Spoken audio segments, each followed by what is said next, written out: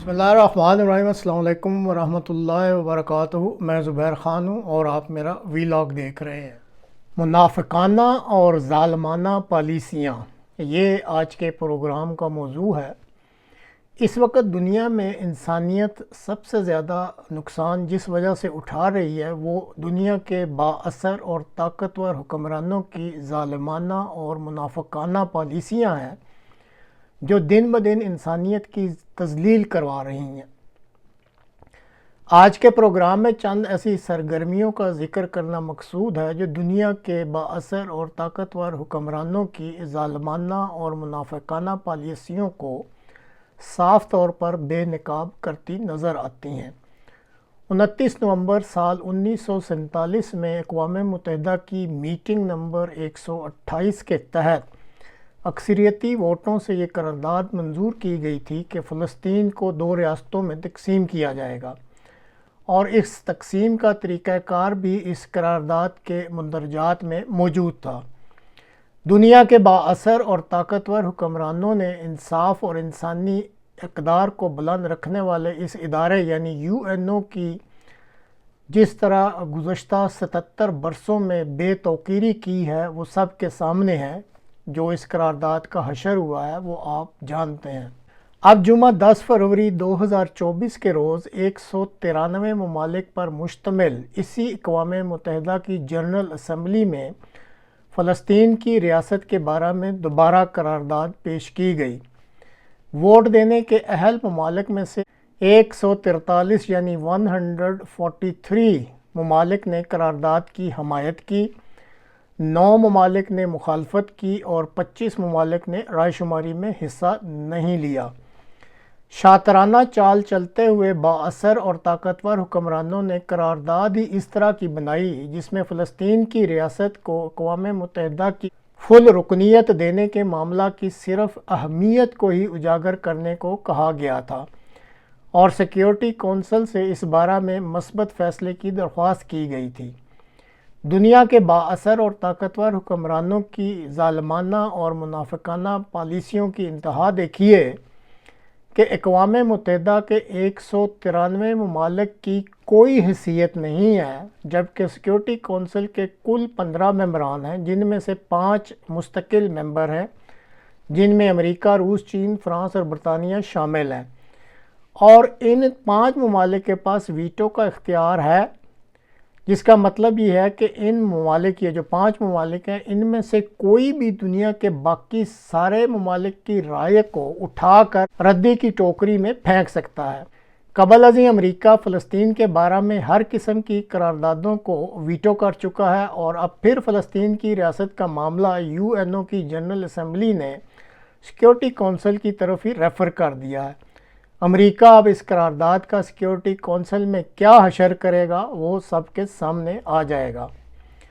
اسی طرح دنیا کو دکھاوے کے لیے امریکہ نے اعلان کر دیا کہ وہ اسرائیل کو بھاری گولہ بارود کی شپمنٹ روک رہا ہے تاکہ وہ غزہ میں رفح کے علاقے پر حملہ کرنے سے باز رہے، جبکہ ٹیبل کے نیچے اسی امریکہ نے اسرائیل کو ہلاشیری بھی دی کہ جو کرنا ہے کرتے رہو، بس ذرا احتیاط سے کرنا۔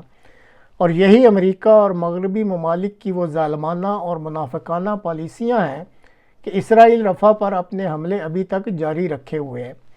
اور آخر میں پاکستان کا ذکر۔ گزشتہ 7 دہائیوں سے پاکستان میں طاقت کا منبع فوج کے چند جرنیل ہی ہیں۔ بعض اوقات اپنے آپ کو بڑا ترم خان سمجھنے والے تجزیہ نگار کئی گھنٹے میڈیا پر آ کر مشورے دیتے رہتے ہیں کہ یہ کر لو وہ کر لو۔ پاکستان کا اصل مسئلہ آئین کی اصل روح سے روگردانی کا ہے، جس کا آغاز بھٹو صاحب نے ہی شروع کر دیا تھا۔ بانی پاکستان نے اس ملک میں سب کے لیے انصاف، مذہبی آزادی، ہر ایک ادارہ کے فرائض اور حقوق اور ملک پر حکمرانی کے لیے دیگر سنہرے اصول مقرر کر دیے تھے۔ اب بھی اگر اس ملک نے سنبھلنا اور ترقی کی راہ پر گامزن ہونا ہے تو بانی پاکستان کے اصولوں کو اپنا کر ہی ایسا ہو سکتا ہے۔ قائد اعظم ایک جہاں دیدہ رہنما تھے اور انہوں نے پاکستان میں حکمرانی کے جو رہنما اصول متعین کیے تھے ان پر ہی عمل درآمد سے جو کامیابی ہے وہ مل سکتی ہے، اس کے علاوہ کوئی دوسرا راستہ نہیں ہے۔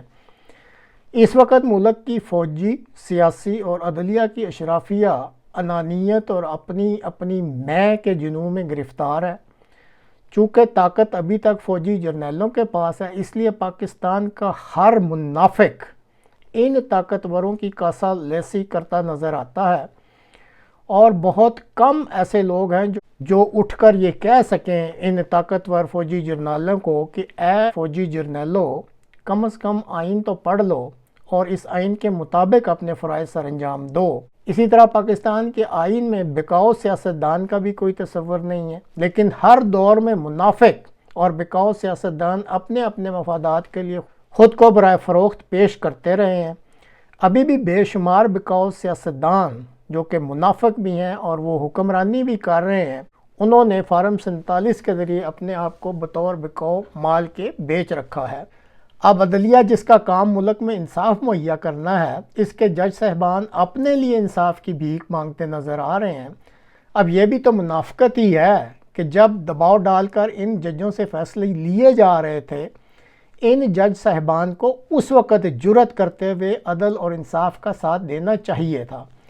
موجودہ چیف جسٹس صاحب جس طریق سے لائیو کارروائیاں چلا رہے ہیں اور جس طریق سے وہ چلتی ہوئی کارروائی میں اپنے ہی سوئچ فٹ کرنے کی کوشش کرتے ہیں، اس سے صاف پتہ چل جاتا ہے کہ وہ اس طرح سوئچ فٹ کر کے کس کی کاسہ لیسی کرنے کی کوشش کرتے ہیں۔ تو یہ جو شروع میں بات کی گئی تھی کہ دنیا میں انسانیت کی تذلیل کی سب سے بڑی وجہ ظلم کا نظام اور منافقت ہے۔ امریکہ اور مغربی ممالک کے حکمران اپنے اپنے دائرہ کار میں ظالمانہ اور منافقانہ پالیسیاں چلا رہے ہیں۔ پاکستان میں حکمران، فوجی جرنیل، سیاسی کابرین، عدلیہ کے منصفین اور میڈیا کی اہم شخصیات سب کے سب ظلم اور منافقت پر مبنی دو دو چہرے رکھتے ہیں۔ جانتے بوجھتے ہوئے وہ تاریخ کی غلط طرف چل رہے ہیں۔ بانی پاکستان اور ان کے کئی رفقائے کار سچے اور کھرے انسان تھے، ظلم اور منافقت ان کے نزدیک سے بھی نہیں گزری تھی۔ اگر پاکستان کی بقا درکار ہے تو پاکستان کے موجودہ فوجی جرنیلوں، سیاسی کابرین، عدلیہ کے منصفین اور میڈیا کی اہم شخصیات کو پاکستان کے آئین کے مندرجات پر صدقے دل سے عمل کرنا ہوگا۔ کاسہ لیسی، ظالمانہ اور منافقانہ پالیسیاں ان افراد کو وقتی فائدہ تو دے دیں شاید، لیکن لانگ رن میں یہ گندی حرکتیں ملک کو لے ڈوبیں گی۔ آخر میں ایک سابقہ سینیٹر کی پاکستان کی اشرافیہ کی ظالمانہ اور منافقانہ پالیسیوں کے بارے میں مختصر سی گفتگو بھی سن لیں، جو آنکھیں کھولنے کے لیے کافی ہوگی۔ تو ناظرین، آج تک کے لیے اتنا ہی۔ اگلے پروگرام تک کے لیے اجازت دیجیے۔ خدا حافظ، اور یہ ویڈیو سن لیجیے۔ سپریم کورٹ کا جج ہے، اس نے آرڈر پاس کیا ہے کہ جو میری تنخواہ ہے وہی ریٹائرمنٹ پر میری پینشن ہوگی، وہی ریٹائرمنٹ پر میری پینشن ہوگی۔ اور آپ کو بتائیں، انہوں نے یہ آرڈر بھی پاس کیا ہے کہ اس پینشن میں سے وہ ٹیکس ایگزیمپٹڈ ہوگا۔ یہ کون سے جج صاحب ہیں سر؟ یہ سپریم کورٹ کے تمام ججز۔ ماشاءاللہ، اس پہ یونانیمس بینچ بیٹھا۔ میں آپ کو ایک اور دلچسپ اعداد و شمار بتاؤں، آپ ذرا اس پہ اسٹڈی کر لیں۔ پاکستان میں جو ابھی پینشن کی اضافہ ہوا حکومت نے کیا، تو آپ کو پتہ ہے جو سپریم کورٹ کے جج تھے ان کی پینشن کتنی بڑھی؟ 1,50,000 روپے پر منتھ بڑھ گئی۔ بیوروکریٹس کی بڑھ گئی 40,000 روپے پر منتھ۔ آپ کو پتہ ہے جو کم سے کم پینشن لیتے ہیں، جو 20,000 روپے والے، ان کی پینشن کتنی بڑھی؟ 3,500۔ آپ کو پتہ ہے پاکستان میں جو کم سے کم تنخواہیں اور زیادہ سے زیادہ جو کم سے کم پینشن ہے اور زیادہ سے زیادہ پینشن ہے، اس میں ریشو کیا ہے؟ 1:92۔ 1:92، یعنی جو کم سے کم پینشن لے رہا ہے اور جو زیادہ سے زیادہ پینشن لے رہا ہے وہ 1:92۔ اور آپ کو پتہ ہے برطانیہ میں یہ ریشو کتنا ہے؟ 1:11۔ یہ ظلم کا نظام ہے، یہ ظلم کا نظام ہے یہاں پہ۔ یعنی شاہ سے آگے شاہ کے بندے والی بات ہے۔ نہیں جی، یہاں پہ برٹش کا نظام ہم نے اتنا آگے کھینچ یہاں دیا۔ پہ اتنا مطلب یہ ہے سول بیوروکریسی، ملٹری بیوروکریسی، ججز، حکمران، سیاستدان یہ کھا رہے ہیں اس ملک کو۔ آپ اندازہ نہیں کر سکتے کہ اس وقت یہ ایک تو کرپشن ہے نا، وہ تو میں آتا ہوں، وہ تو دوسری بات ہے، وہ تو اس کے علاوہ ہے۔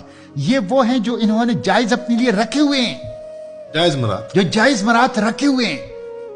آپ اندازہ کر لیں کہ ابھی اس دن میں نے سینٹ میں یہ ایشو اٹھایا تھا. 200 ریٹائرڈ افسران ایسے ہیں سول ملٹری بیوروکریسی کے کہ جو بیرون ملک ہیں, ریٹائرمنٹ کے بعد بیرون ملک گئے ہیں, اور جنہوں نے کہا ہے کہ ہمیں ڈالروں میں پینشن دی جائے, ان کو ڈالروں میں پینشن دی جاتی ہے.